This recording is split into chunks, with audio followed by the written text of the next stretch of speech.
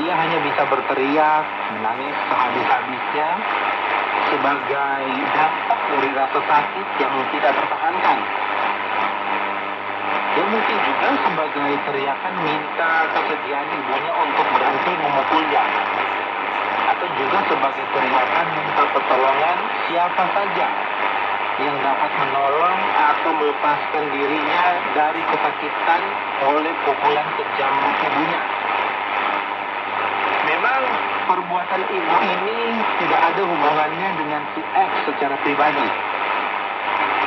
Si X pun tidak mengalami kerugian atau kesakitan apapun. Namun rasa kemanusiaannya tersentuh, bahkan ikut terluka.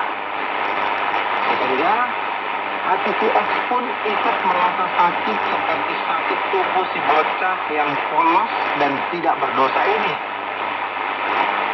Ini sungguh merupakan suatu keanehan bahwa seorang ibu kandung tega menyiksa anaknya sendiri. Apapun alasannya, perbuatan seperti ini tidak dapat diterima oleh siapapun. Maka timbul suatu perasaan tidak senang dan sangat tidak suka dalam hati si X terhadap ibu ini. Yang meskipun si ibu tidak pernah bersalah terhadap pribadi si X. Apa yang membuat si X sangat tidak suka adalah perbuatan si ibu ini, yang seperti orang yang tidak punya rasa cinta terhadap anaknya. Bahkan seakan tidak bisa memiliki rasa kemanusiaan sama sekali.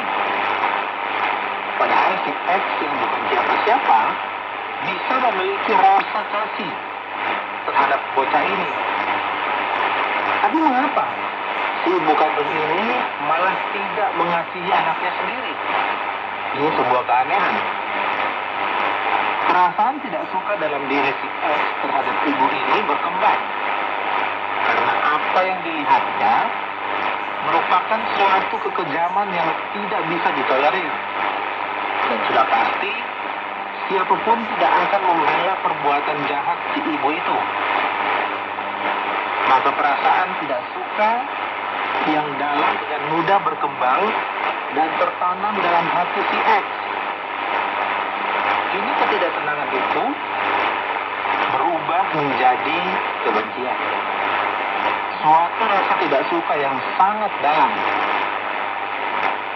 Lalu perasaan ini terus-menerus menyulut emosi si X dan membentuk sikapnya menjadi sangat negatif terhadap si ibu yang menyiksa bocahnya itu. Suatu contoh lain, ini benar-benar mengenai diri saya sendiri. Saya punya seorang teman baik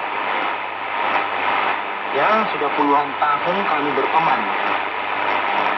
Ada begitu banyak pengalaman yang baik dalam kehidupan saya dan teman saya ini. Saya juga banyak menolongnya dengan tulus, hingga dia bisa mencapai suatu level kehidupan yang cukup membanggakan. Dari berbagai segi kehidupannya menjadi lebih baik daripada sebelumnya. Namun suatu waktu ia memisahkan diri dari kebersamaan dan pertemanan kami. Alasannya memang sangat masuk akal dan tidak ada yang salah. Tapi herannya setelah itu ia selalu saja memfitnah saya dengan mengada-ada. Ia juga menjelek-jelekan nama saya di hadapan orang lain.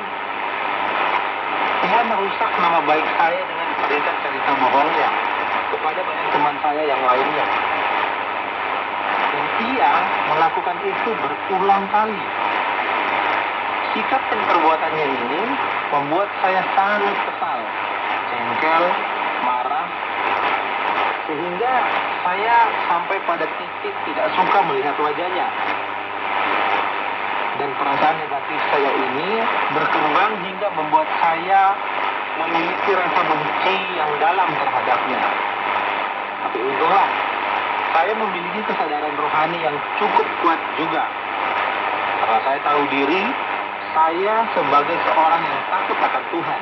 Saya mengenal Tuhan yang mengajari saya tidak boleh membenci sesama. Dan kesadaran ini mendorong saya untuk menentukan suatu sikap yang baru. Saya tidak boleh terus menyimpan rasa tidak suka ini. Saya juga tidak boleh terus menyimpan rasa tidak suka ini. Saya tidak boleh mengembangkan perasaan negatif sampai menjadi suatu kebencian selamanya terhadap teman saya ini.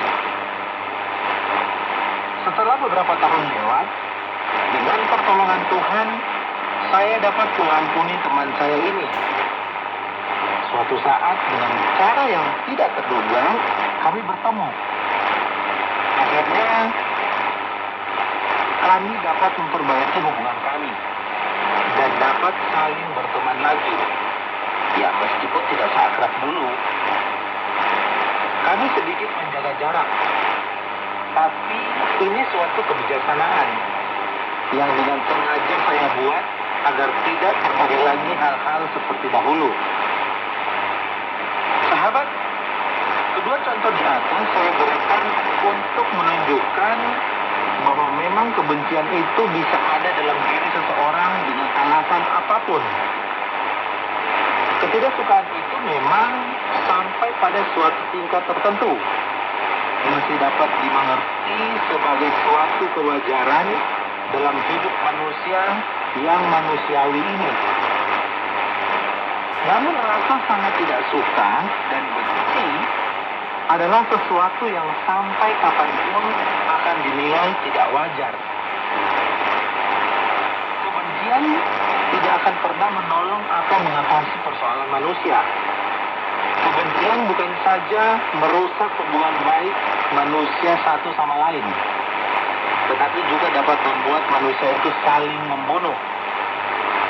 Kebencian akan menutup pintu hati ini sangat rapat, sehingga tidak ada lagi kebaikan dan kebenaran yang bisa dikembangkan. Manusia mestinya bukan saja tidak boleh membenci, tetapi harus mengatasi kebencian itu sendiri, agar ada tempat dan kesempatan yang seluas-luasnya untuk memiliki damai, bukan kebencian.